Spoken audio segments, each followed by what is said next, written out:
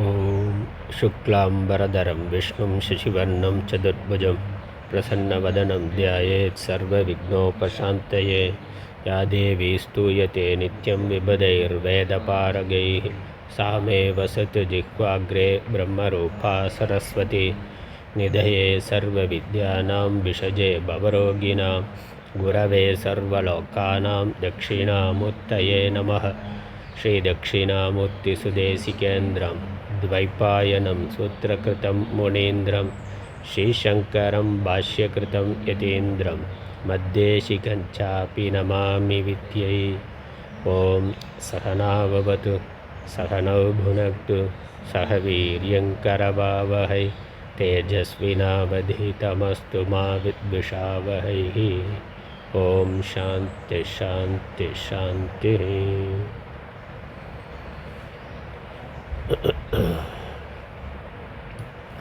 ஞானவாசிஷ்டம் இறைவணக்கம்.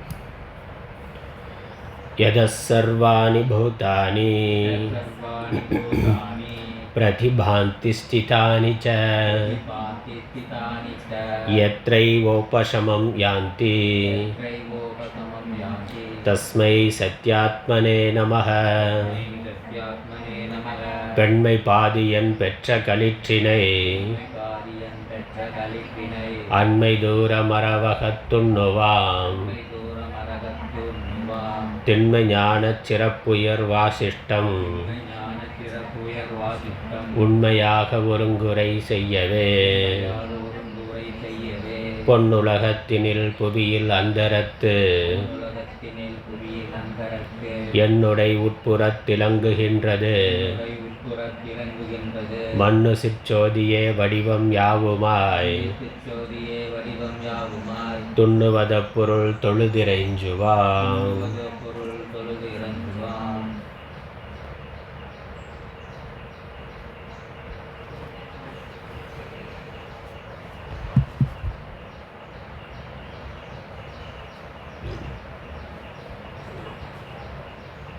ஞானவாசிஷ்டம் ஐந்தாவது உபசம பிரகரணம், ஏழாவது சுரகு கதை. பாடல் 42. ஒருமையாய் என்றும் மனமிறந்து உண்மையை உணரில் வர சமாதியாம் சொல்லினார் மனத்தினில் நிறைந்தோர் மருளில் மெய்மையோர் மதி தம்மை மறக்கிலா சிறிதும் தரும் தொழில் திறம் மறக்கிலா காலமே சமமா.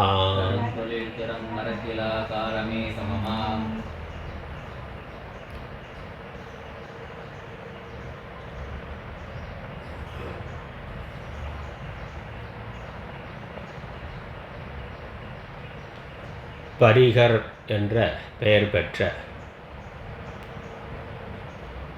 ஒரு ராஜரிஷி தனது நண்பனான சரகு ராஜரிஷியை சந்தித்து, உன்னுடைய மனமானது எவ்வாறு இருக்கின்றது, உலக விவகாரங்கள் எவ்வாறு இருக்கின்றது என்று விசாரிக்கின்றார். பார்த்து கொண்டிருக்கிறோம். இருவரும் ராஜாக்களாக இருந்தவர்கள். இல்லை, சரகு ராஜாவாக இருந்தார். ஒரு மனக்குழப்பம், மாண்டவிய முனிவருடைய உபதேசத்தினால தெளிவை அடைந்து ராஜ்ய பரிபாலனத்தை எவ்விதமான கலக்கமும் இல்லாமல் இப்போ செய்து வருகிறார். அந்த பரிகர் முன்னாடி ராஜாவாக இருந்தார். பிறகு விதிவசத்தினால் எல்லாவற்றையும் துறந்து முனிவராக வனத்திற்கு சென்று பெரும் தவம் செய்து முனிவராக ஞானத்தை ஞான நிஷ்டையை அடைந்தவராக இருக்கின்றார். அதனால் ராஜாவாக இருந்து துறவு வாழ்க்கைக்கு வந்தவர். ராஜாவாக இருந்து ஞானத்தோடு ராஜ்ய பரிபாலனத்தை செய்பவர். ரெண்டு பேருக்குள்ளே இருக்க ஒரு வித்தியாசம். ரெண்டு பேரும் முன்னாடி ராஜாவாக இருந்தார்கள். அதில் ஒருவர் ராஜ்யத்தை துறந்து யோக சாதனைகளை செய்து ஞான நிஷ்டையை அடைந்தவராக ஞானத்தை பெற்றவராக இருக்கிறார். இன்னொருவர் ராஜ்யத்தில் இருக்கின்ற பொழுதே குருவினுடைய உபதேசத்தினால் ஆத்ம ஞானம் ஏற்பட்டு அந்த ஞானத்தில் நிலை பெற்ற மனதை உடையவராக இருந்து மீண்டும் உலக விவகாரங்களை செய்து கொண்டிருக்கிறார். அப்படிப்பட்ட இந்த பண்ணாத முனிவர் ராஜ்ய பரிபாலனத்தில் இருக்கின்ற தனது நண்பனை பார்த்து கேட்கின்றார். தடையில் சாந்தமாம் முக்தியாம் சலனம் ஒன்றில்லா நடைபயின்று உயர் சமாதியை நன்னிலை கொள்ளோ. இவர் யோக நிலையை குறிப்பிட்டு கேட்கிறார். சலனம் ஒன்றிலான சித்த சஞ்சலம் இல்லாத சித்த விருத்திகள் இல்லாத நடைபயின்றுங்கிறது யோக சாதனைகளை செய்து உயர் சமாதியை நன்னிலை கொள்ளோ. உயர்ந்த சமாதியை நீ அடைந்தாயா என்று யோகத்தை மையமாக வைத்து கேட்கின்றார். மாண்டவிய முனிவரிடம் ஞானோபதேசம் பெற்றிருக்கிறாருங்கிறது தெரியும். அதனால் ஞானத்தை அடைந்து முக்தியை அடைந்திருக்கிறார்னு தெரியும். இருந்தாலும் விவகாரங்களை பார்த்து கொண்டு இருக்கிறதுனால நீ சலனம் இல்லாத உயர் சமாதியை அடைந்திருக்கின்றாயா என்று கேட்கின்றார். அதற்கு சுரகு முனிவர் சொல்லுகின்றார். என்ன சொல்கிறார்? இந்த சமாதியில் இருக்கிறதுங்கிறது ஆத்ம ஞானத்தில் நிலை பெற்று இருப்பதாக ஆகும். அதனால் ஆத்ம ஞானத்தில் நிலை பெற்று இருத்தல் தான் சமாதியுடைய புறத்தில் விவகாரம் இருக்குது இல்லைங்கிறது அது விஷயம் இல்லை. அதனால் யோகத்தில் இருந்து தான் சமாதி அடைதல் என்பது இல்லை. அது நிரந்தரமானது அல்ல, மாறுபடக்கூடியது. உண்மையிலேயே மனது சொரூபத்தில் இருக்கிறது தான் சமாதி. அதைத்தான் தெளிவுபடுத்துகின்றார். வெறிது இருக்கினும் தொழிலினை மேவினும் விடாமல் அறிஞர் என்று தான் சமாதி விட்டவன் ஆகும். தொழிலை செய்தாலும் சும்மா இருந்தாலும் தான் பிரம்மம் என்று அறிந்தவன் சமாதியை ஒரு பொழுதும் விடுவது இல்லை. சமாதி விட்டவனாகுங்கிறது கேள்வி, ஆக்ஷேபார்த்தம். விட்டவன் இல்லைன்னு அர்த்தம். சரியும் ஞானம் தேர் மனத்தினர் சகத்தொழில் செய்யினும் பிரிவையுள் தத்துவ நிஷ்டையார் சமாதியில் பெயரார். நல்ல தெளிந்த ஞானத்தை உடையவர்கள், ஞான நிஷ்டையை உடையவர்கள் உலக விவகாரங்களை செய்து கொண்டிருந்தாலும் மனது தத்துவ நிஷ்டை கூடியதாகவே இருப்பார். அதனால் சமாதியிலிருந்து பெயராதவராகவே விலகாதவராகவே இருப்பார். அப்படி இல்லாமல் இந்த தத்துவ நிஷ்டையானது இல்லாமல், தெளிந்த தத்துவ ஞானம் இல்லாமல் வெறுமனே உலகத்தை துறந்து யோக சாதனைகளை செய்து சமாதி அபியாசம் செய்தாலும் ஒருவர் அசாந்தர், ஞானத்தினால சாந்தியை அடையாதவர்கள் சமாதி உறமாட்டார்கள், சமாதியை அடைய மாட்டார்கள். அது சமாதி அல்ல அப்படின்னே சொல்கிறார். பிரம்ம அஞ்சலியுடன் பதுமா ஆசனம் பெறினும் விரவு அசாந்தர்கள், இந்த மனதில் இருக்கக்கூடிய தாப்பம் நீங்காதவர்கள். ஏன்னா தாப்பங்கிறது அஜ்ஞானம், அஜ்ஞான காரியம். இல்லை, அஜ்ஞான நிவர்த்தி ஆகாமல் இந்த சம்சார தாப்பமானது முழுதுமாக மனதை விட்டு போகாது. இந்த காம குரோதாதிகள் வாசனா ரூபமாக நம்ம மேலோட்டமாக தொடர்ந்து சாதனைகளை பண்ணி ஜபம் தியானம் பண்ணி கொண்டிருந்தாலும் அது மேலோட்டமாக ஒரு சாந்தியை அமைதியை தரும். தற்காலிகமான விவகாரத்திலிருந்து விடுதலை அடைகிறதுனால ஒரு சாந்தியை தருமையுடைய அது நிரந்தரமான சாந்தியாக இருக்காது, இதய சீத்தளமாக இருக்காது. அதனால் மரத்தை செடி கொடிகள் இல்லை களைகள் விஷச்செடிகள் பூமிக்கு மேலே வளர்ந்துருக்கிறத வெட்டுனா சரியாயிருமான, மேலே இருக்கிறத தலைகளை வெட்டுறதுனால மட்டுமே அது நிரந்தர தீர்வாகாது. அந்த நேரத்துக்கு தொந்தரவு இல்லாமல் அமைதியாக இருக்கலாம். ஆனால் உள்ள விதை இருக்கிற வரைக்கும், உள்ள வேர் இருக்கிற வரைக்கும் அது மீண்டும் முளைத்து வரும். இப்போ நிரந்தரமாக களைகளே இல்லாமல் இருக்கணும்னா வேரோடு பிடுங்க வேண்டும். அதனால் இங்கே இந்த காமக்ரோதாதி தாப்பங்களுக்கு வேறாக இருக்கிறது அஜ்ஞானம். அதனால் ஞானத்தினால ஸ்ரவண மனனங்கிற ஞான அபியாசத்தினால தான் இந்த அஜ்ஞானத்தை வேரோடு களைய முடியும். இல்லை, அது இல்லாமல் மேலோட்டமாக நம்ம பிராணாயாமமோ மற்ற யோக சாதனைகளோ எதை செய்தாலும் அது நிரந்தர தீர்வாக ஆகாது. அதனால் அது வரசமாதி அன்று அப்படின்ட்டார். அதனால் வரசமாதியாம் வெறிது இருக்கும் அது அன்றுனா இது எது வரசமாதி? எது? ஆசை திறன பாவக்கன் ஆகிய சித்துணர்வு ஒன்றே வரசமாதியாம்னா. ஆசையாகிய அந்த திறனம் புல் அது வேரோட எரிந்து முற்றிலுமாக எரிந்து சாம்பலாதல் என்பது எதனால் வரும்? ஞானத்தினால. சித்து உணர்வு ஒன்றே, அந்த சைத்தன்ய சித்தாகிய ஞானம், சைத்தன்யத்தை பற்றிய ஞானம். அதனால தான் இந்த ஆசை திறனம், ஆசையாகிய செடி கொடிகள் புற்கள் களைகள் எரிந்து சாம்பலாகும். அப்படி சாம்பலாகி மனது அடங்கி இருக்கின்ற நிலை தான் வரசமாதி. அப்படி இல்லாமல் வெறிது இருக்கும் அது அன்று, சும்மா இருக்கிற அது அல்ல. உடம்புல செயல்படாமல் சும்மா இருக்கிறது சமாதி கிடையாது. மனது செயல்படாமல் நிஷ்சலனமாக இருக்கிறது தான் உண்மையான சமாதி, மேலான சமாதியாகும். அதை இன்னும் விவரித்து சொல்கிறார். அதான் 42வது பாடல்லையும் பார்த்தோம். ஒருமையாய் என்றும் மனம் இறந்து உண்மை உணரில்.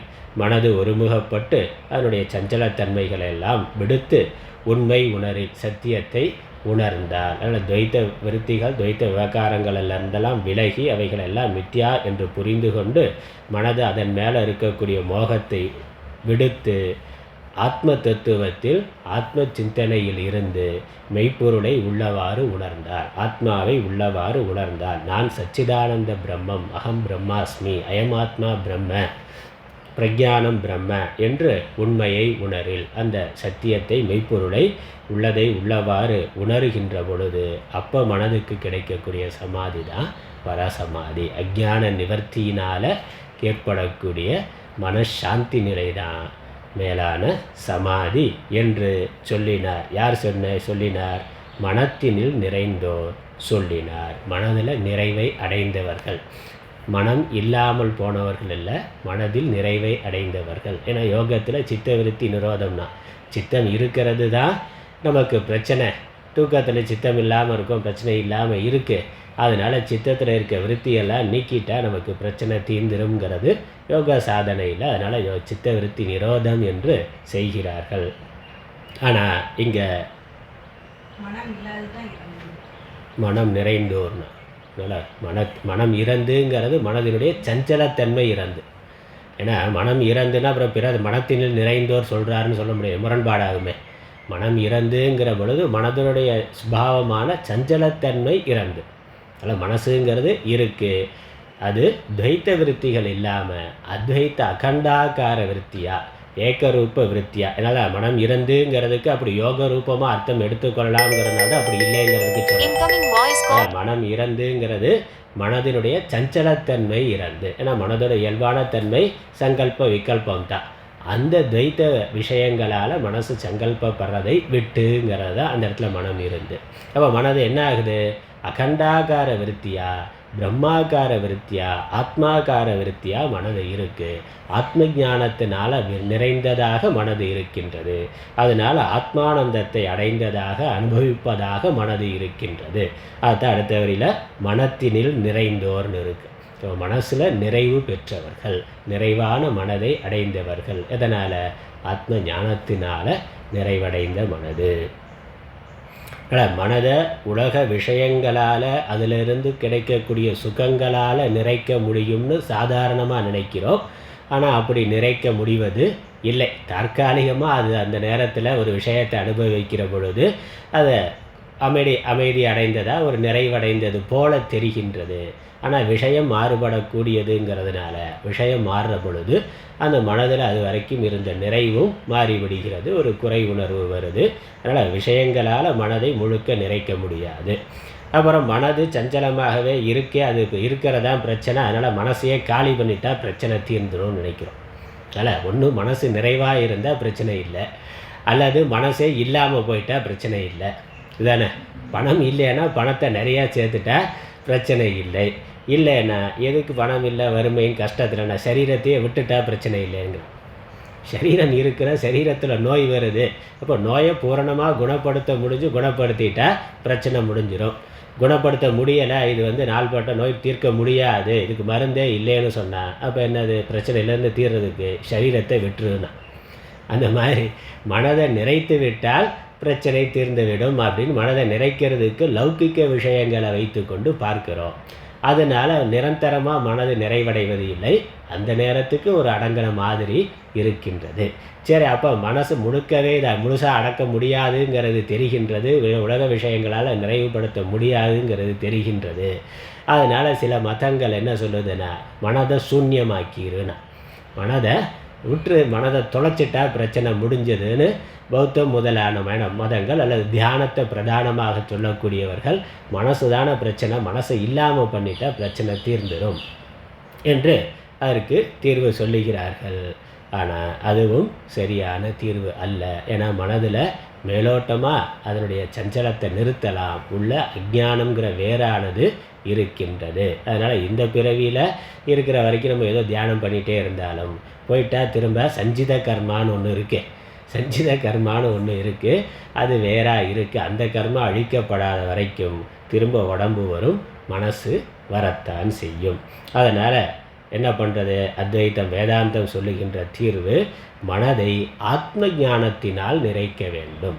அத்வைத்த ஞானத்தினால், சொரூப ஞானத்தினால் மனதை நிறைக்க வேண்டும். ஏன்னா இந்த ஜீவனுடைய சொரூபம் பூர்ணமானதாக இருக்கின்றது. ஆனால் அதை அறியாத மனது குறைவுடையதாக தன்னை நினைக்கின்றது. அதனால் அந்த குறையை எப்படியாவது நிறைவு பண்ணணும்னு அது முயற்சி செய்கின்றது. இப்போ இது அஞ்ஞானத்தினால் வந்த ஒன்று. இந்த மனதே மித்யா, மனதே ஒரு அத்தியாசமான கல்பனையான ஒன்று. அந்த மனதினால் கல்பிக்கப்பட்டது தான் இந்த உலகம். அப்போ இந்த மித்யாவான மனது மித்யாவான உலகங்களுக்கு பின்னாடி போய் தன்னை நிறைவுபடுத்தி கொள்ளணும்னு நினைக்கிறது. அது சாத்தியம் இல்லை. இப்போ இந்த மனதே மித்யான்னு புரிந்து கொண்டு மனதிற்கு ஆதாரமாக இருக்கின்ற சத்துவஸ்தவான பூர்ணமான ஆத்மாவை மனது எப்பொழுது புரிந்து கொள்ளுகின்றதோ அப்போ மித்யாவான உலகத்துக்கு பின்னாடி போகிறதை நிறுத்தி விடுகின்றது. அப்புறம் நானே மித்யா, நான் ஒரு கல்பனை, ஒரு தோற்றம் மாத்திரம்னு தன்னுடைய சொரூபத்தை பார்த்து சொரூபத்தில் லயமாகி அது நின்று விடுகின்றது. அப்படி இருக்கிறது தான் மனதில் நிறைந்திருத்தல். இல்லை, ஞானத்தினால மனதை நிறுத்துதல், மனதை அதனுடைய வேறான அதனுடைய ஆதாரமான சொரூப ஞானத்தை கொடுத்து மனதை அதிலேயே இருக்கச் செய்தல். அதனால் மனது நிறைவடைகின்றது. அதனால் மனத்தினில் நிறைந்தோர் என்ன சொன்னார்னா, ஒருமையா என்று மனம் இறந்து உண்மையை உணரில் வர சமாதியாம் என்று சொல்லினார்.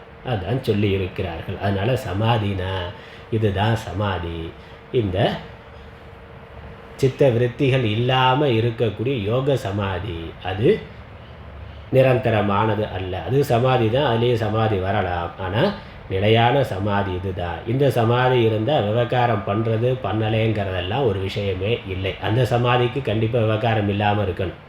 அஷ்டாங்க யோகம் சொல்லுகின்ற சமாதியிலேயே இருக்கணும்னா விவகாரம் பண்ண முடியாது, விவகாரமே பண்ண முடியாது. ஆனால் இந்த ஞான சமாதியில் விவகாரமே வாஸ்தவம் இல்லைங்கிற புரிதல் அது இருக்குது. அதனால் அந்த ஞானம் மனதில் நிலை பெற்று விட்டால் விவகாரம் இல்லைங்கிறதே ஒரு விஷயம் இல்லை. அதான் சொல்கிறேன். ஆனால் மருளில் மெய்மையோர் மதி, மருள் இல்லாத அஞ்ஞானம் நீங்கிய மெய்மையோர், மெய்மையை அடைந்தவர்கள், அஞ்ஞானம் நீங்கி மெய்ப்பொருள் ஞானத்தை அடைந்தவர்கள் மெய்மையோர் மதி, அல்லது மெய்மையை அடைந்தவர்களுடைய மதி. அதனால் மருள் இல்லாமல், அஞ்ஞானம் இல்லாமல், மயக்கம் இல்லாமல், மோகம் இல்லாமல், துவைத்த மயக்கம், துவைத்த மோகம் இல்லை துவைத்தத்தை கல்பிக்கின்ற அஞ்ஞானமானது இல்லாமல் மெய்மையோருங்கிறதுக்கு மெய்மையை அடைந்தவர்கள், மெய்ப்பொருளை அடைந்தவர்கள், மெய்ப்பொருள் கண்டவர்கள், அவர்களுடைய மதி, மெய்மையோர்களுடைய மதி, மெய்ப்பொருளை அறிந்தவர்களுடைய அல்லது ஆத்ம ஞானத்தை அடைந்தவர்களுடைய மனது, அல்லது மெய்மையை ஓர் மதினா மெய்மையை ஓர்கின்ற மதி. ஓர்தல்னா ஆராய்தல், சிந்தித்தல் அப்படின்னு. ஓர்னு அர்த்தம் இருக்கே, இல்லை ஓருங்கிறதுக்கு ஓர்தல் சிந்தித்தல்னு அர்த்தம். மெய்மையை ஓர்கின்ற மதி. அதனால் இலக்கணப்படி இது எப்படி வேணாலும் நம்ம கொடுக்கலாம். அதனால் அது சமாச பதமாக இருக்குது. இப்போ சமாசத்தின் வியுற்பத்தி நம்ம வேறு மாதிரி சொல்ல முடியும். இல்லை மெய்மையோர் மதினா மெய்மையை உடையவர்களுடைய மதி, அல்லது மெய்மையை ஓர்கின்ற மதி, மெய்மையை ஆராய்கின்ற மதி, விசாரிக்கின்ற மதி, அதையே சிந்தித்து கொண்டிருக்கின்ற மதி, அந்த சொரூப ஞானத்திலேயே எப்பொழுதும் இருக்கின்ற மதி. அப்போ அந்த மதி தம்மை சிறிதும் மறக்கிலா, தன்னுடைய சொரூபத்தை ஒருபொழுதும் மறப்பது இல்லை. தம்மை சிறிதும் மறக்கிலா. அதனால் மெய்மையை ஓர்ந்தவர்களுடைய மதியானது தன்னுடைய யதார்த்த சொரூபத்தை ஒருபொழுதும் மறப்பது இல்லை. அல்லது மெய்மையை எப்பொழுதும் சிந்தித்து கொண்டிருக்கக்கூடிய அறிவானது தன்னுடைய யதார்த்த சொரூபத்தை ஒரு பொழுதும் மறப்பது இல்லை. அதனால் தரும் தொழில் திறம் மறக்கிலா காலமே சமமாம். இது எது மாதிரினா, இது காலத்தை போல, காலம் தன்னுடைய தர்மத்தை ஒரு பொழுதும் மறவாதது போல, தன்னுடைய தொழிலை தன்னுடைய காரியத்தை ஒரு பொழுதும் காலம் விடாமல் செய்து, வேற எல்லாம் நிற்கலாம், காலம் நிற்குமான? காலம் நிற்பது இல்லை. மற்றதெல்லாம் நம்ம நிறுத்தலாம், காலத்தை ஒரு பொழுதும் நிறுத்த இயலாது. காலம் அதனுடைய தொழிலை இடைவிடாது செய்து கொண்டிருக்கின்றது. அதனால் அது மாதிரினா, அதனால் இந்த சொரூபத்தை மறக்காமல் இருக்கிறதுங்கிறதுக்கு இது ஒரு உதாரணம். அடுத்த பாட்டில் காற்றை உதாரணமாக சொல்கிறார். அடுத்த பாடல் போல 43. நெறிகொள் காற்று தன் கதியினை மறப்பிலா நெறிபோல் அறிஞர் புந்தி வேறறிவதில் அறிவையே அயரா பிரிவில் புந்தியோர் ஒருமையோர் சமத்துவப் பெரியோர் செறி தொழில் பிரிவகற்றினோர் தற்பதம் பெற்றோர் நெறிகொள் காற்றுதன் கதியினை மறப்பிலா நெறிபோல் அறிஞர் புந்தி வேறறிவதில் அறிவையே அயரா பிரிவில் புந்தியோர் ஒருமையோர் சமத்துவப் பெரியோர்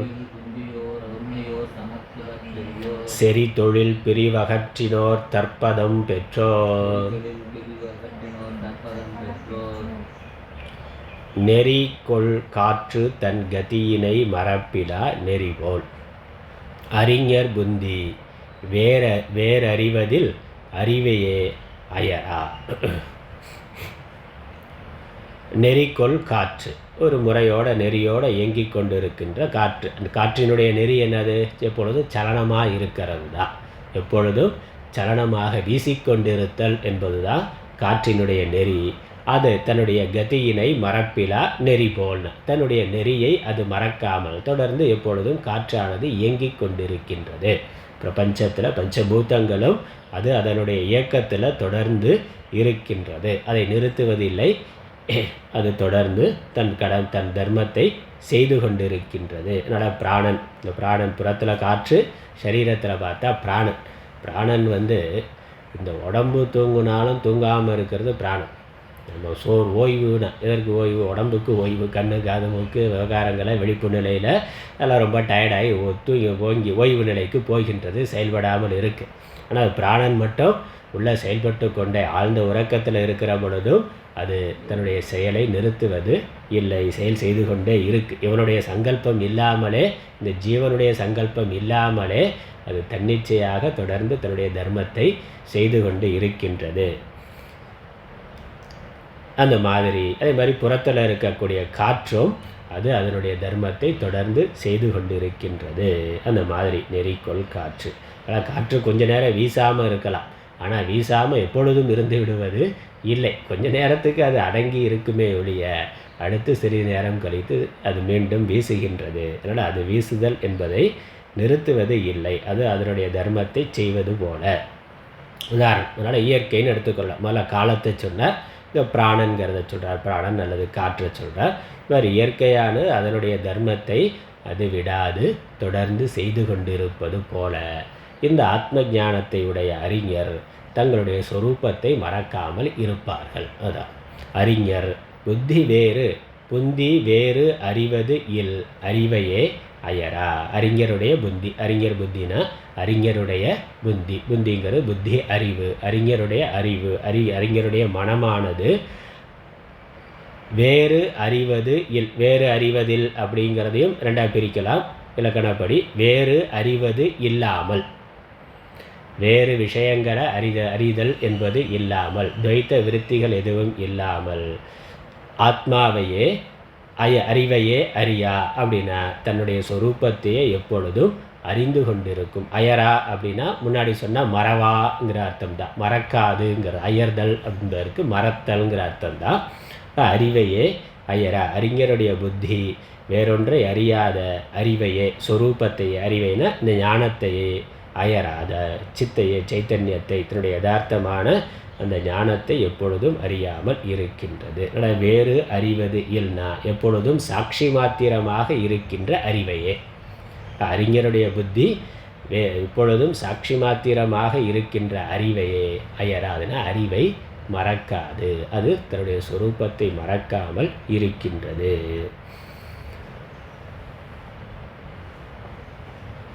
இல்லைன்னா அறிஞர் புத்தி வேறு அறிவதில்னா வேறு வேறாக உலக விஷயங்களை அறிந்து கொண்டிருக்கின்ற பொழுதும் தனக்கு ஆதாரமான அறிவை அயரா, தனக்கு ஆதாரமான அந்த சைத்தன்யத்தை மறந்து விடுவது இல்லை. ஆனால் வேறு அறிவதில்னா வேறு வேற. ஆனால் விவகாரம் பண்ணுற பொழுது பல விஷயங்களை பார்க்கிறோம், செயல்படுகின்றோம். அப்போ பலசில துவைத்த விருத்திகள் வருது. விவகாரம் பண்ணுற பொழுது துவைத்த விஷயங்களை குறித்த விருத்திகள் வந்தாலும் அந்த விருத்திகளுக்கெல்லாம் சாட்சியாக ஏக்கமாக இருக்கின்ற அந்த சொரூபம், அந்த ஞானமானது அதை மறந்து விடுவது இல்லை. வேறு அறிவதில்னா வேறு வேறாக விஷயங்களை அறிகின்ற பொழுதும் அறிவையே அயரா, தன்னுடைய சொரூபத்தை அது மறப்பது இல்லை. அறிஞர்கள் அஞ்ஞானிகள் எல்லாம் என்ன பண்ணிகிட்டு இருக்கிறோம், விவகாரங்கள் இருக்கிற பொழுது அந்தந்த விவகாரம் எந்த விவகாரத்தை நோக்கி மனசு போகுதோ அதோடையே சென்று விடுகிறோம். அதற்கு சாட்சியாக இருக்கக்கூடிய ஆத்மாவை அறியாமல் இருக்கின்றோம். உண்மையிலே ஆத்மா எப்பொழுதுமே சாட்சியாக இருக்குது. மனோவிருத்திகள் எப்படி மாறினாலும் மனசு எப்படித்தான் மாறினாலும் ஆத்மா மாறாமல் அதை பிரகாசித்து கொண்டே இருக்கின்றது. ஆனால் அறியாத ஜீவர்கள் அந்த மாறாமல் இருக்கின்ற அறிவான ஆத்மாவை உணராமல் அறியப்படும் விஷயங்களையே அந்த விருத்திகளோடு போய் அதையே நம்ம பார்த்து கொண்டிருக்கிறோம். அதனால் சொரூபம் மறைக்கப்பட்டதாக இருக்கின்றது. இங்கே ஞானம் என்னது, சகல விருத்திகளும் பிரதிபோத விதித்தம் மதம்னா ஒவ்வொரு விருத்தியிலும் ஒவ்வொரு எண்ணத்திலும் எண்ணத்திற்கு சாட்சியாக ஆத்மாவானது இருக்கின்றதுன்னு அறிந்து கொண்டவர்கள் அறிஞர்கள். அவ்வாறு அறிந்து கொண்ட பின் விருத்திகள் மாறினாலும் அதை அறிகின்ற அறிவை அவர்கள் மறப்பது இல்லை, தங்களுடைய சாட்சி பாவத்தை அவர்கள் மறப்பது இல்லை. விஷயங்கள் மாறிக்கொண்டிருக்கலாம், விஷயத்தை குறித்த சிந்தனைகள் எண்ணங்கள் மாறலாம், அதை பிரகாசிக்கின்ற அறிவு மாறாமல் இருக்கின்றது என்பதை எப்பொழுதும் மறவாமல் இருப்பவர்கள்தான் அறிஞர்கள். அப்படி மறவாமல் இருந்தால் அதுதான் வரசமாதி. அப்படி சொரூபத்தை மறவாமல் இருக்கிறது தான் வரசமாதி. அதனால் என்னென்ன பிரிவு இல் புந்தியோர், எந்த பிரிவும் இல்லாமல் எவ்விதமான பேத உணர்வுகளும் இல்லாத புந்தியை உடையவர்கள், ஞானத்தை உடையவர்கள். ஒருமையோர், அவர்கள் ஒருமைத்தன்மையை அடைந்தவர்கள். அவர் மனது எப்பொழுதும் ஒருமைப்பாட்டிலேயே இருக்கின்றது, தன்னுடைய ஒருமையான ஆத்மாவிலேயே ஆத்ம தத்துவத்திலேயே ஒருமைப்பட்டு இருக்கின்றது. அதனால் ஒருமையோர். சமத்துவ பெரியோர், சமத்துவத்தை உடைய பெரியோர்கள்னால் சமபாவனையை உடைய பெரியவர்கள், சம தர்சனத்தை உடைய பெரியவர்கள். எல்லா பெரியோருங்கிறது மகாத்மாக்கள்ங்கிற அர்த்தம். பெரிய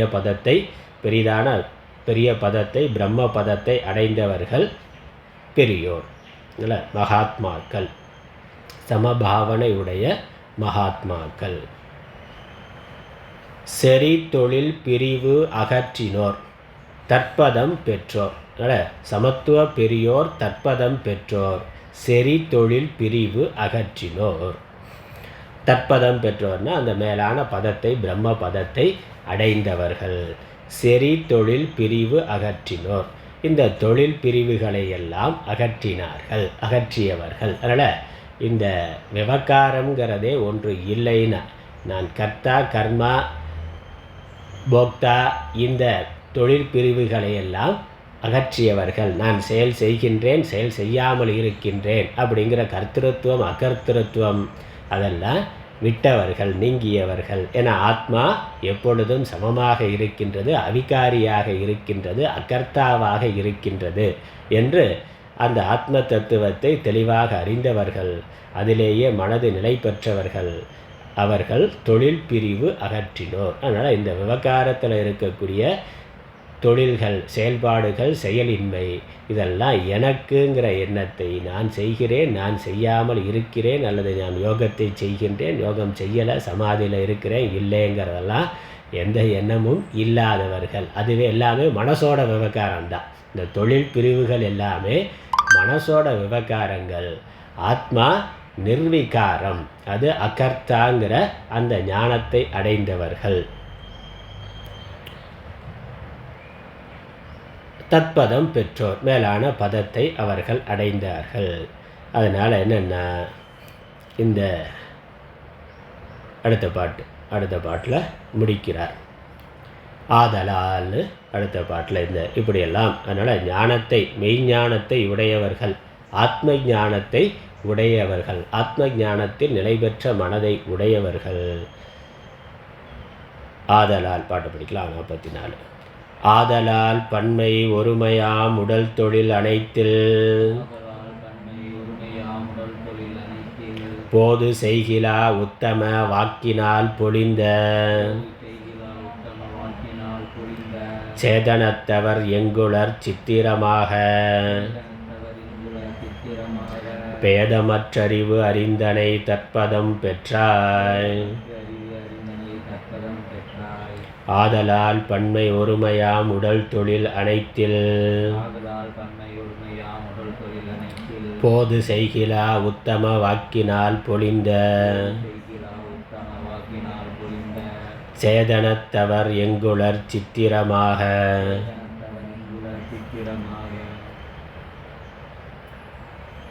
பேதமற்ற அறிவு அறிந்தனை தற்பதம் பெற்றாய்.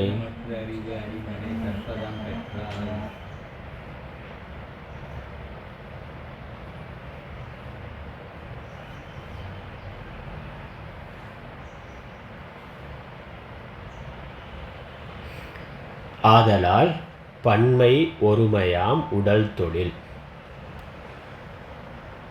அனைத்தில் போது செய்கிலா உத்தம வாக்கினால் பொழிந்த சேதனத்தவர் எங்குளர். உத்தம வாக்கினால் பொழிந்த சேதனத்தவர் எங்குளர். எங்கே இருக்காங்கன்னா, சேதனத்தவர்னா அறிஞர் அப்படின்னு அர்த்தம். அறிவை உடையவர்கள் அறிஞர். எங்குளர் எங்கு இருக்கிறார்கள். இது இதோட இவரோட சுரகு, அவருடைய வாக்கியமானது, அவருடைய பதிலானது நிறைவு பெறுகின்றது. அதுக்கப்புறம் சித்திரமாக பேதமற்ற அறிவு அறிந்தனை தற்பதம் பெற்றாய்ங்கிறது பண்ணாதருடைய கருத்து, அவரோட முடிக்கிறது. அதனால் அவர் கேள்வி கேட்டால் உயர் சமாதி அடைந்தனை கொள்ளோன, உயர்ந்த சமாதியை அடைந்தாயா அப்படின்னு கேட்டால் அதற்கு இந்த விளக்கம் சொல்லி நிறைவு செய்கின்றார். அதனால் பன்மை ஒருமையாம். ஆதலால் பன்மை ஒருமையாம்னா பலவாக இருத்தல் என்பது பன்மை ஒருமையாம்னா பல செயல்கள் ஒருமையாம் உடல் தொழில் அனைத்தில்னா இந்த உடம்புடைய தொழிலானது பலவாக இருத்தல் அல்லது செயலற்று இருத்தல், பலவிதமான தொழில்களை செய்தல் அல்லது ஒரு செயலும் இல்லாமல் சும்மா இருக்கிறதுனா. அதனால் பன்மை ஒருமையாம் உடல் தொழில் அனைத்தில் சமாதியில் இருக்கிறது அல்லது உலக விவகாரங்களை, பலவிதமான விவகாரங்களை செய்து கொண்டிருக்கின்றது என்பதெல்லாம் உடல் சார்ந்த தொழில்கள். இந்த தொழில் விவகாரங்களில் போதுனா பிரிவுன்னு அர்த்தம். செய்கிலான செய்கின்ற, உத்தம வாக்கினால் செயல்படுதல் செயல்படாமல் இருத்தல் என்ற செயலை என்ற உடலினுடைய தொழிலை வைத்து கொண்டு பிரிவு செய்தல், பிரிவு செய்கின்ற உன்னுடைய வாக்கு, அவருடைய கேட்ட கேள்வியை வச்சு கொண்டு சொல்கிறார். நீ உயர் சமாதியை அடைந்தனையோனா, சித்த சமாதானம் அடைந்து சலனமில்லாத மனத்தினால் உயர் சமாதியை அடைந்தனை அப்படின்னாக்க ஞானம் அடைஞ்சால் எப்பொழுதும் சமாதி தான். அதுக்கப்புறம் விவகாரத்தில் இருக்கிறது விவகாரத்தில் இல்லைங்கிறதெல்லாம் இல்லை, விவகாரம் இருக்கிறது விவகாரம் இல்லைங்கிறதெல்லாம் உடல் சார்ந்தது. அதனால் அதை வைத்து கொண்டு கேள்வி கேட்டால் உத்தம வாக்கினால் பொழிந்த, நீங்கள் உன்னுடைய வாக்கினால் பிரிவு செய்து கேட்கின்ற. அதனால் இது ஒரு கவனமாக, இந்த வாக்கியம் ஒரு சிக்கலான ஒரு வாக்கியமாக இருக்குது, கவனமாக புரிந்து கொள்ளணும். ரொம்ப ஆழமான ஒரு கருத்தாக தான் சொல்லுகின்றார். பிரிவு செய்கின்ற உத்தம வாக்கினால், அதான் உன்னுடைய வாக்கு. அவர் கேள்வி கேட்டாரே, உயர் சமாதி அடைந்தனை கொல்லோன்னு ரொம்ப மேலான வார்த்தைகளை போட்டு உயர்ந்த அந்த யோக ஞான நிலையை நீ அடைந்தாயோ அப்படின்னு கேட்ட அந்த வாக்கு தான் உத்தம வாக்கு. அவர் கேட்ட கேள்வி உத்தம வாக்கு. ஆனால் அந்த வாக்கில் என்ன இருக்குன்னா பிரிவு செய்கின்ற வாக்காக இருக்கின்றது. அதனால் போது செய்கிலான போது செய்கின்ற, பிரிவு செய்கின்ற, செயல்படுகின்ற தன்மை, செயல்படாத தன்மை. யோக நிலையில் இருக்கிறவன் செயல்படாமல் இருக்கிறான், விவகாரத்தை செய்து கொண்டு இருக்கிறவன் செயல்பட்டு கொண்டு இருக்கிறான். இதை வைத்து கொண்டு நீ விவகாரம் செய்யாதவன் அடைந்திருக்கக்கூடிய சமாதி மாதிரி நீ விவகாரத்தில் இருக்கிறியே, நீ அந்த சமாதியை அடைந்திருக்கிறாயா அப்படின்னு நீ கேட்டியே. அப்படி சமாதியை அடைந்திருக்கக்கூடிய சேதனத்தவர் எங்குள்ளார்னா, அப்படி அந்த அறிஞர்கள் எங்கே இருக்கிறார்கள்னா, ஏன்னா உண்மையிலேயே அறிஞராக இருக்கிறவன் இந்த செயல்படுதல் செயல்படாது இருத்தல் இதை கடந்தவன். அதனால் அறிஞருடைய திருஷ்டியில், ஞானியினுடைய திருஷ்டியில் செயலின்மைங்கிறதே இல்லை. ஏன்னா ஞானமே என்னது? ஆத்மா செயலற்றதுங்கிறது. ஆத்மா அகர்த்தா, நான் அகர்த்தா அப்படிங்கிறது தான் ஞானமே. அப்போ அந்த ஞானத்தில் இருக்கிறவன், நான் அகர்த்தாங்கிறதுல திருடமாக இருக்கிறவன், நான் அவிகாரிங்கிறதுல திருடமாக இருக்கிறவன், நான் ஏக்கி அப்படிங்கிற அந்த ஏக்கத்துவ பாவத்தில் திருடமாக இருக்கிறவன் எப்படி செயல்படுதல் செயல்படாமல் இருத்தல் அப்படிங்கிறதுக்குள்ளே வருவான்? அப்படி தன்னை நினைப்பான். அவன் விவகாரம் பண்ணுற பொழுது நான் செய்கிறேன், அப்புறம் விவகாரம் பண்ணலைன்னா சும்மா இருக்கிறேன்னா, அப்போ அந்த ஞானம் என்னது? ஞானமே நான் நிர்விகாரிங்கிறது தான், நான் அகர்த்தாங்கிறது தான். அதனால் ஞானம் இருந்தாக்கா இந்த செயலின்மைங்கிற பேதமே இல்லை. செயலின்மைங்கிற பேதம் இருக்குன்னா அவனுக்கு ஞானம் இல்லைன்னு அர்த்தம்.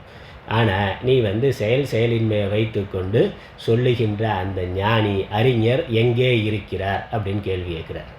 அதனால் செயலின்மையை எவன் பார்க்கிறானோ அவன் ஞானியாக இருக்க முடியாது. உபௌத்தௌ ந விஜானித்தகனா, ரெண்டு பேருமே அறியாதவர்கள். கொள்பவன் கொல்லப்படுபவன் அப்படிங்கிறது செய்பவன் செய்யப்படு பொருள். அதனால் செய்பவன் செய்யப்படு பொருள், அப்புறம் செய்ய தூண்டுபவன் அப்படிங்கிறது. கர்த்தா ஹேத்து கர்த்தா கர்மாங்கிறதெல்லாம் ஞானத்தில் இல்லவே இல்லை. அதனால் இந்த பேதங்களோடு இருக்கிற ஞானினா, பேதங்களோடு இருந்தால் அவன் ஞானி இல்லை, அஜ்ஞானி. ஆனால் பேதங்களோடு இருக்கிற ஞானின்னு நீ சொன்னேன்னா அவன் எங்கே இருக்கிறான்? அந்த ஆள் எங்கே இருக்கிறான்? அவன் இருக்க முடியாது. அதனால் பேசுகின்ற மௌனின்னா, பேசுகின்ற மௌனின்னு எப்படி இருக்க முடியும்? பேசிக்கிட்டு அந்த அவர் இன்றைக்கி மௌன விரதம், அந்த பேசிக்கிட்டு இருக்காரே அவர் இன்றைக்கி மௌன விரதம் இருக்கிறாருன்னா எப்படி சொல்ல முடியும்? இந்த சாப்பிட்டு இருக்காரே அவனுக்கு இன்றைக்கி உண்ணாவிரதமானா அப்படி சொல்கிற மாதிரி அவர் எப்படின்னா இன்றைக்கி ஏகாதசி விரதம் என்னன்னா, இன்னும் சமைச்சு சாப்பிட்றதில்ல, மற்றதெல்லாம் உள்ளே போகணும்னா அப்படிலாம் இருக்காள். ஏன்னா இப்படி இதெல்லாம் இப்படி நவீனமாக நிறையா சொல்கிற ஆள் உண்டு. நாங்கள் சைவமான, ஆமாங்க சைவம் தாங்க, சுத்த சைவம், ஞாயிற்றுக்கிழமை மட்டும் கொஞ்சம் அப்படி இப்படின்னா, மற்ற நாள்லாம் சைவம் தான், வேறு எதுவும் சாப்பிட்றது இல்லைங்க அப்படின்னா அது எப்படி சைவமாகும்? இன்னொரு குரூப் இருக்கான், நாங்கள் சைவம் தான், முட்டை மட்டும் சாப்பிட்டுக்கேன். ஆனால் முட்டத்தை சைவத்தில் சேர்த்துட்டான், இவன் சேர்த்துட்டான். முட்டையை சைவத்தில் சேர்த்துட்டு நாங்கள் சைவம் தாங்க, முட்டை மட்டும் சாப்பிடுவேன், மற்றபடி எல்லாம் சைவம் தான்.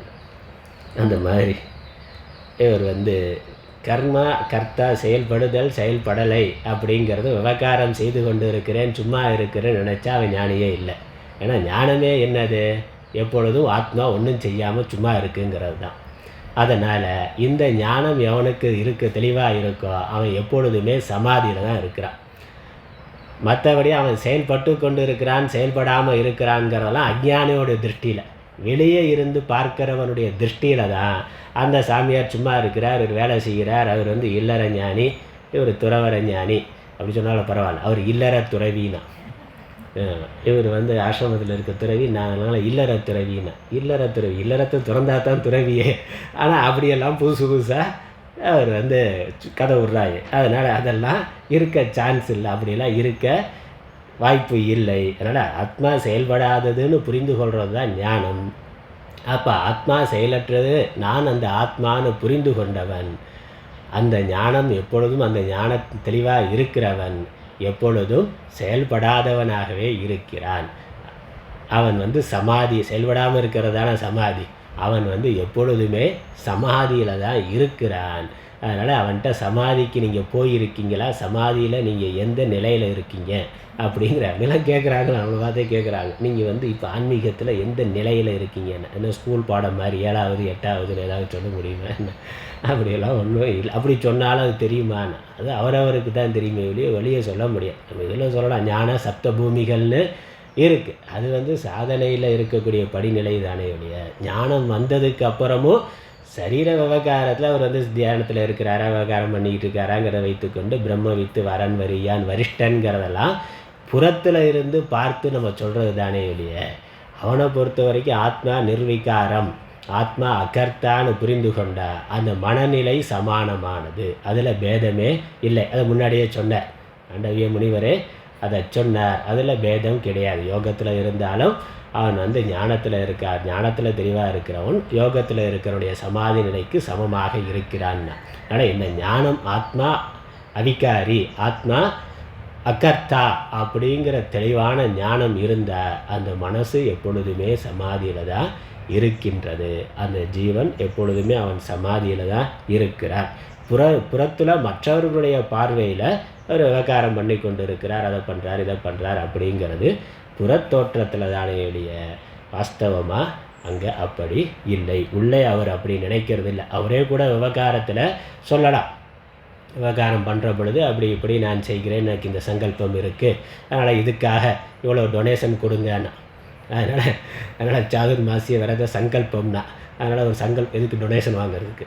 சங்கல்பம் என்னென்ன, எல்லா சங்கல்பத்தையும் விட்டுட்டேன், அதனால் அப்படின்னு ஒரு சங்கல்பம் பண்ணியிருக்கேன் அப்படிங்கிறதெல்லாம் சும்மா அது விவகாரத்தில் சொல்லி கொண்டு இருக்கிறதுக்கு. மற்றபடி வாஸ்தவமாக அவர் உள்ளே தான் செய்வதாக நினைப்பது இல்லை. அதனால் இந்த கேள்வி நீ கேட்குற மாதிரி இந்த பேத உணர்வு உடைய அறிஞர்கள் எங்கேயாவது இருக்காங்களான்னு இல்லைங்கிற அர்த்தம். அதனால் ஞானத்தில் அதெல்லாம் இல்லை. நீ கேட்குற கேள்வியெல்லாம் யோகத்தை வைத்து கொண்டு கேட்குற கேள்வி. ஞானம் தெளிவாயிட்டா அது எப்பொழுதும் நித்திய சமாதி, அதான் நிரந்தர சமாதி. அதான் அது சகஜ சமாதின்னு சொல்கிறாங்க. சகஜ சமாதினாக்க எப்பொழுதும் இருக்கிற சமாதின்னு அர்த்தம். சகஜமாக இயல்பாக இருக்கின்ற சமாதி நிலை. அப்போ இயல்புனாக்க 24 மணி நேரமும் 24/7 தூங்கினாலும் விழித்திருந்தாலும் பேசினாலும் பேசாமல் இருந்தாலும் விவகாரம் பண்ணாலும் பண்ணாமல் இருந்தாலும் அது புறத்தில் மற்றவர்களுடைய பார்வையில் அவர் அந்த மாதிரியான சரீர ஸ்திதிக்கு போகிறார், இந்த விவகாரங்களை பண்ணுறாருன்னு இருக்கலாம். அவரை பொறுத்த வரைக்கும் ஞானத்தில் தெளிவாக இருக்கிறவனுக்கு அது எப்பொழுதும் சமாதி நிலைதான்.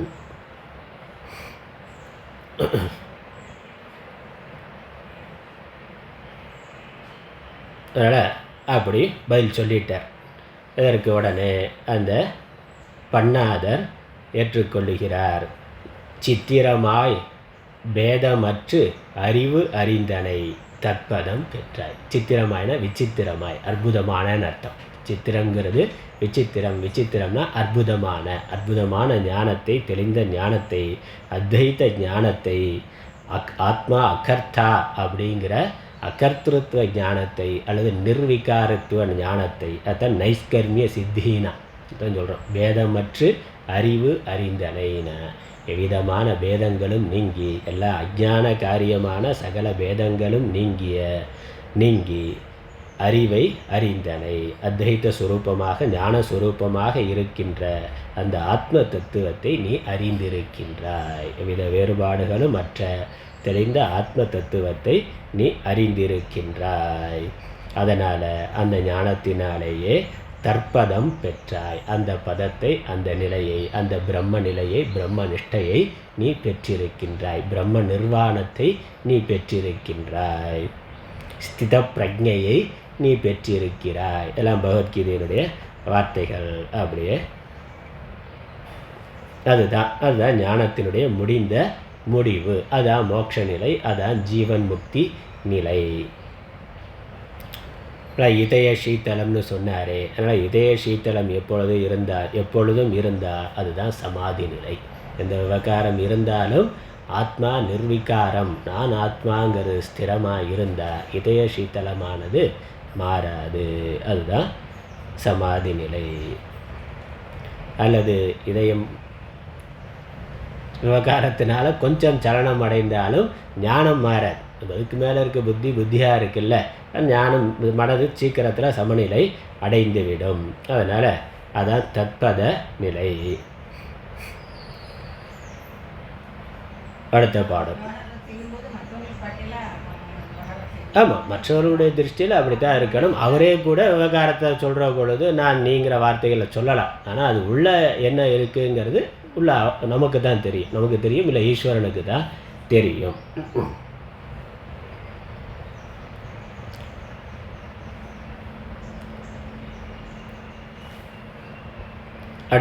அடுத்த பாடம்.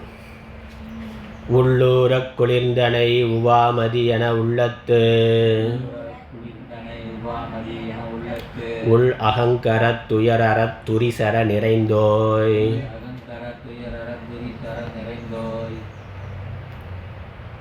தள்ளலா நிலை பெற்று எங்கும் விளங்குதிதானே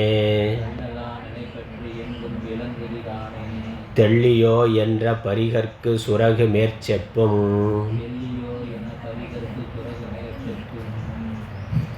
உள்ளூரக் குளிர்ந்தனை உவாமதி என உள்ளத்து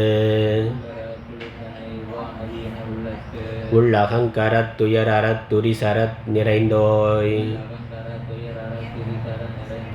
தள்ளலா நிலை பெற்று எங்கும் விளங்குதிதானே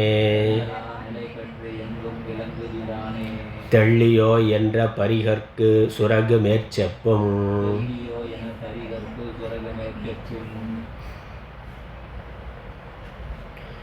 உள்ளூர குளிர்ந்தனை, மனதில் குளிர்ச்சியை அடைந்திருக்கின்றாய். உவாமதி அதான் சாந்தம், அதான் சீத்தலம், சாந்தம், அதான் மோக்ஷம் என்பது முன்னாடி ஆரம்பத்திலிருந்து இந்த அத்தியாயத்தினுடைய விஷயமே அதுதான். சமாதி அப்படிங்கிறது மனது முக்தி. சமாதி என்பதோ அல்லது முக்தி என்பதோ மனது சாந்த நிலையில் இருப்பது தான். அது ஏதோ ஒரு அதிர்ஷ்டமான ஏதோ ஒரு ஸ்திதி அப்படின்னு புதிதாக எங்கேயோ எப்போயோ அடையக்கூடிய ஒரு ஸ்திதி, புத்தியினுடைய ஒரு ஸ்டேட்டஸ்ன்னு நினைக்கக்கூடாது. புத்தி சாந்தமாக இருக்கிறது தான் சமாதி. அதனால் புத்தியில் அடைய வேண்டிய ஏதோ ஒரு பதம் அப்படிங்கிறதெல்லாம் இல்லை. சமாதிங்கிறது மனது சமமாக இருக்கக்கூடிய தன்மை, குளிர்ந்து இருக்கக்கூடிய தன்மை, சஞ்சலமற்று இருக்கக்கூடிய தன்மை, அல்லது சம்சார விஷயங்களால் பந்தமடையாமல் இருக்கின்ற தன்மை தான் சமாதி. அதான் குளிர்ச்சி, உள்ள குளிர்ச்சின்னு சொல்கிறோம்.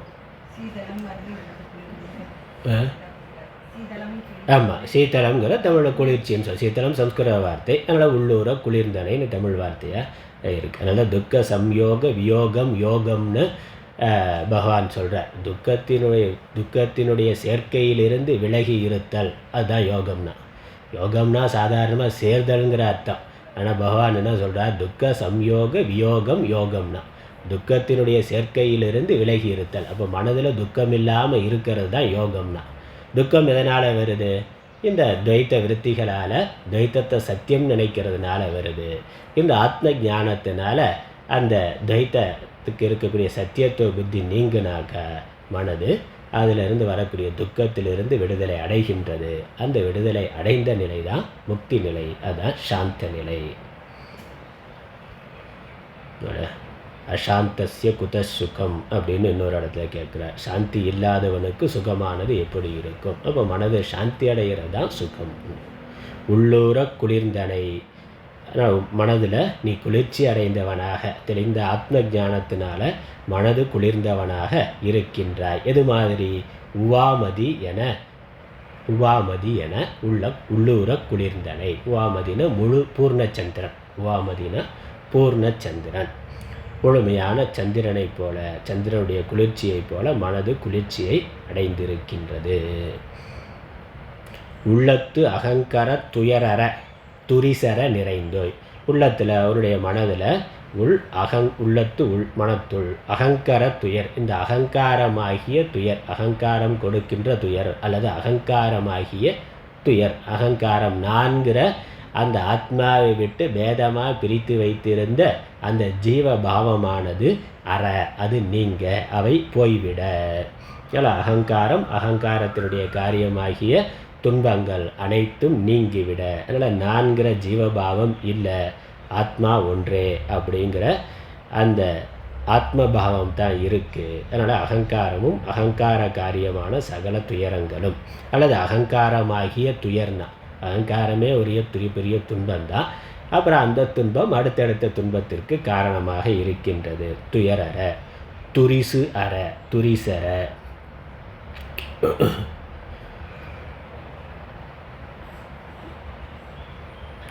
துரிசரன, துரிசுங்கிறது கலங்கம், கலங்கம் இல்லாமல் நிறைந்தோய், மலம் இல்லாமல், மலம் கலங்கம் அழுக்கு, அதான் துரிசு. துரிசு அற, துரிசு நீங்கி எவ்விதமான இந்த காமம், குரோதம், லோபம், மோகம் இந்த மாதிரியான கலங்கங்கள் எல்லாம் இல்லாமல் நிறைந்தோய், ஆத்ம ஞானத்தினால நிறைந்தவனாக ஆகிவிட்டாய், இருக்கின்றாய்.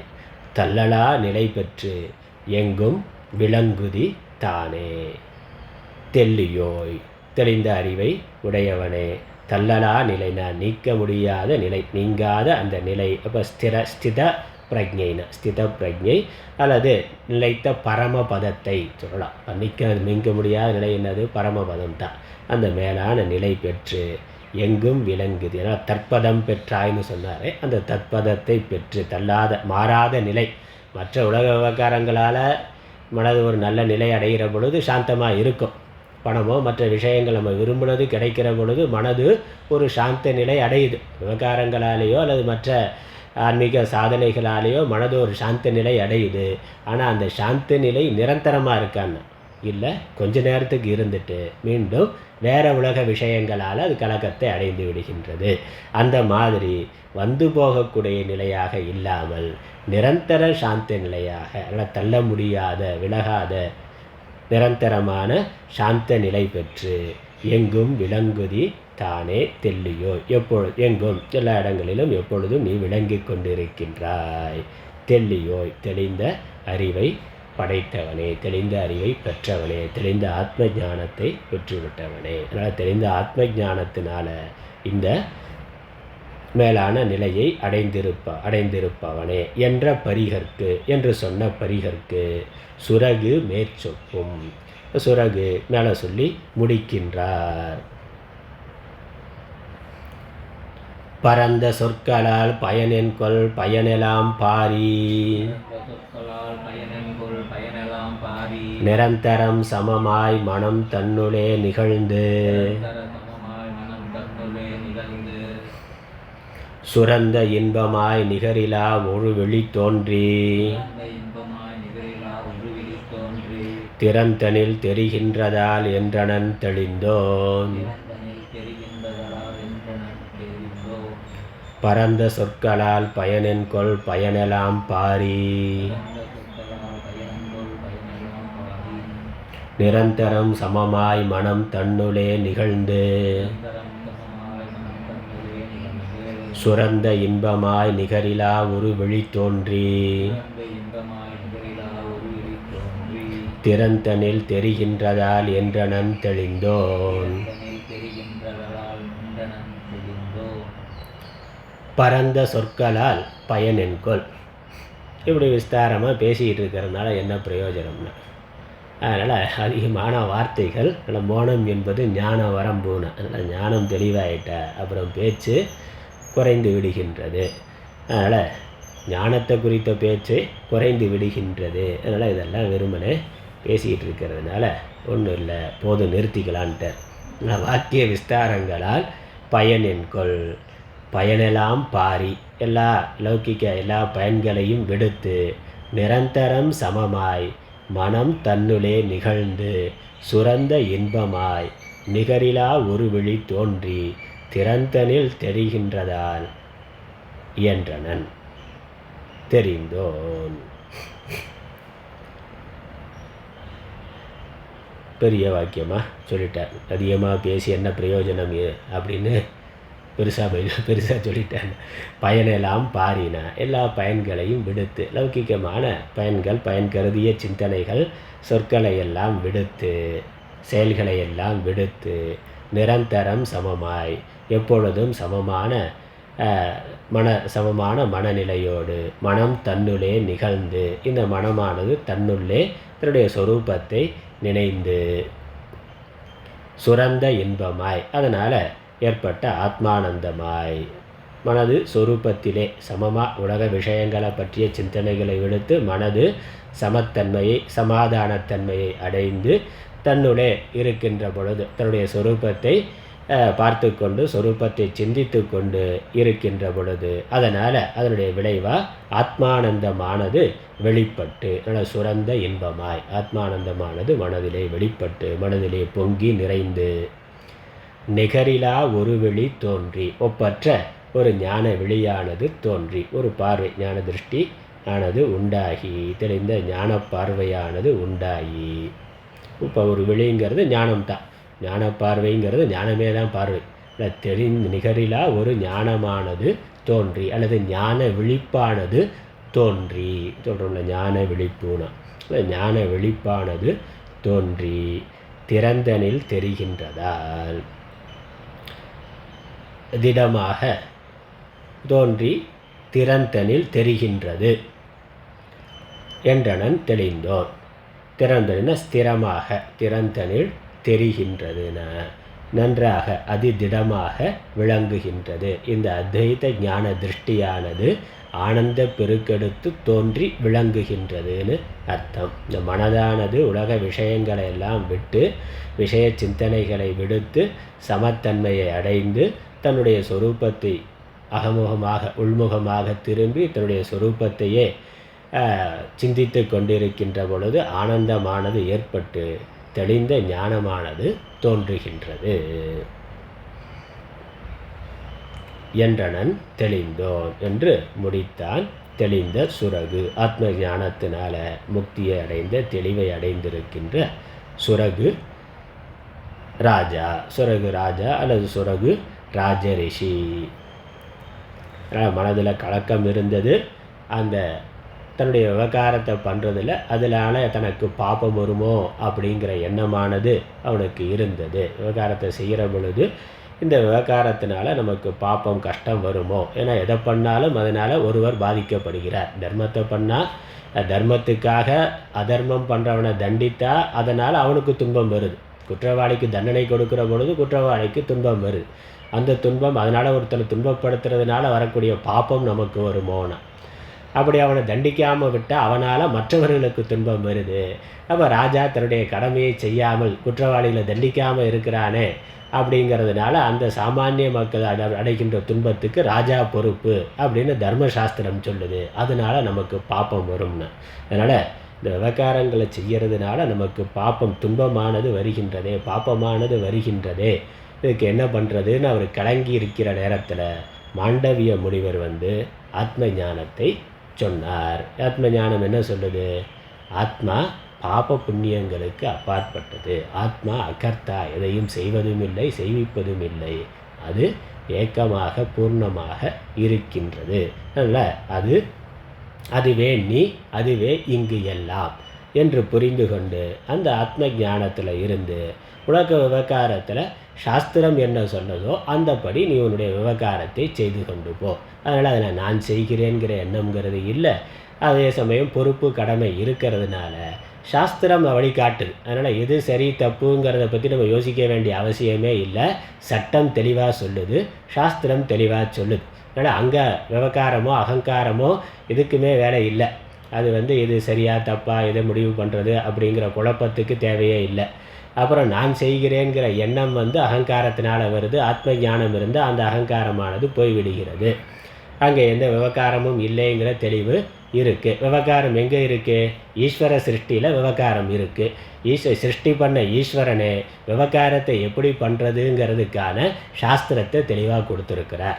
அப்போ சாஸ்திரத்தில் நமக்கு பரிபூர்ண சாஸ்திரம் பிரமாணங்கிற ஸ்ரத்தை இருந்தால், தஸ்மாத் சாஸ்திரம் பிரமாணம் தேன, உனக்கு சாஸ்திரம் பிரமாணம். உலகத்தை படைத்த ஈஸ்வரனே என்ன பண்ணணும் பண்ணக்கூடாதுங்கிறதுக்கு தெளிவான சட்டத்தை கொடுத்துட்டார். அதை நம்ம செய்து கொண்டு போனால் போதும். அதனால் ஆத்ம திருஷ்டியில் விவகாரமே இல்லை. அதனால் விவகாரம் பண்ணாலும் ஒன்று தான், பண்ணலைனாலும் ஒன்று தான். விவகாரம் பண்ணுறது அப்படிங்கிறது மற்றவருடைய நன்மைக்காக அல்லது பிராரப்தம் இருக்கிற வரைக்கும் ஏதோ போகணும் அப்படின்னு பண்ணாலும் அதை எப்படி செய்யறதுங்கிறதுக்கு குழம்பவே வேண்டியதில்லை. பகவானே தெளிவாக அதை வரையறுத்து சொல்லி இருக்கிறார். அப்போ அதை விருப்பு இல்லாமல் செய்தால் போதுமானது. அதுதான் இங்கே தெளிவு. அதுதான் அவருடைய தெளிவு. அந்த தெளிவை அடைந்து ஆத்ம ஞானத்தினால இதய சீத்தலமுடையவராய் அவர் இருக்கின்றார். அதாவது ஞான வெளி, ஒரு வெளி தோன்றின ஞான வெளியினால் இந்த உலகத்தை பார்த்து ஆனந்தமாக இருக்கின்றார். ஒப்பற்ற ஆனந்தத்தை அடைந்தவராக சுரகு முனிவர் ஆனார் அப்படின்னு இந்த அத்தியாய கதை முடியுது. அடுத்த அத்தியாயத்தினுடைய முதல் பாடலில் இந்த மிச்சம் கதையை சொல்லி முடிக்கிறார். அதனால் இதோட முடிஞ்சிருச்சு. ஆனால் கதையை ஆரம்பித்தது வசிஷ்டர் தானே, அப்புறம் மேற்கொண்டு அவர் தானே கதையை முடிக்கணும். அது அடுத்த அத்தியாயத்தில் வருது. நம்ம பாட்டை மட்டும் படித்து இன்றைய வகுப்பு நிறைவு செய்வோம். அடுத்து 8வது பாச விலாசர் கதை முதல் பாடல். இத்திரம் சுரகு பரிகன் என்றிசைத்த இருவரும் சகத்தொழுங்கு எண்ணி பக்தி செய்து ஒருவருக்கு ஒருவர் பூசித்து பரிந்துதம் பணிதலை நின்றார். அத்தியாத்மமே நித்தமும் வடிவாய் அகமுகமாய் மகிழ்வு எய்தி சித்தினை விடாமல் அனுபவிப்பவர்க்கு சிறிதுமோர் ஆக்குலம் சேரா. அடுத்த வகுப்பில் தொடர்வோம்.